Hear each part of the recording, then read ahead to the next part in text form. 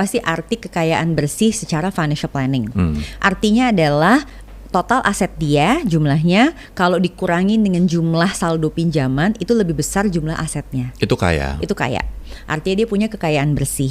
Nah sekarang kalau target kita adanya di situ, artinya kan kita memang harus bisa memperbesar aset dan memperkecil saldo pinjaman. Meskipun kadang kita paham untuk membeli beberapa aset itu kita perlu dibantu dengan pinjaman.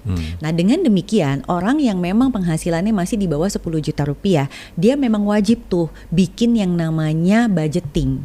Kenapa? Karena dengan budgeting ini dia akan bisa mengukur satu sebenarnya kemampuan dia untuk hidup tiap bulan itu berapa. Lalu kedua, kalau dia punya keinginan batasnya sampai di mana. Dan yang ketiga, dia akan tahu bahwa kalau dia tidak menyisihkan sekian dari penghasilannya, itu dia rugi banget karena the clock is ticking, penghasilannya datang terus bisa lewat gitu aja. Nah, aku tuh biasanya tuh pakai format yang kita sebutnya tuh metode simple. Jadi kita bagi aja 3, living, saving, playing. Living 50%, saving 30%, playing 20%. Jadi sebenarnya kalau di total untuk pengeluaran tuh bisa sampai 70%. Tinggal masalahnya mana yang living, jadi yang itu yang kayak wajib-wajib gitu, sama mana yang memang membuat kenyamanan kita bertambah. Jadi tunggu, kalau orang gajinya misalnya 10 juta, living 50%, living itu berarti bayar kos, makan, beli baju, beli baju yang esensial ya, bukan karena lapar mata ya. Transport tuh 50% 5 juta.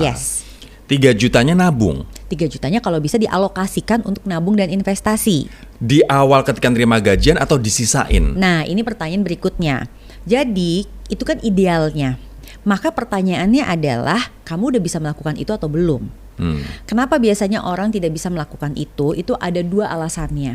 Satu, cicilan dia besar. Karena kalau cicilan dia besar biasanya itu udah makan kayak 30% dari penghasilannya dia kan. Betul. Jadi kalau misalnya diambil 50% buat hidup, 30% cicilan kan sisa 20. Iya. Jadi kan susah banget dong buat dia saving 30 aja gak bakal nyampe, kira-kira gitu kan.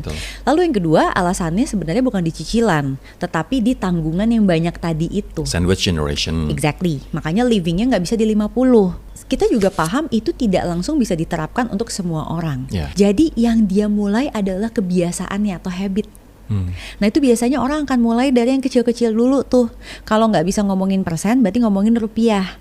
For example, kita nggak bisa nih, misalnya 5% dari 10 juta itu 500 ribu. Ya udah kita ngomong rupiah deh 100 ribu dulu. Sesederhana, every time misalnya kayak Rory nih beli kopi, harganya berapa, kamu juga nabung dengan angka segitu.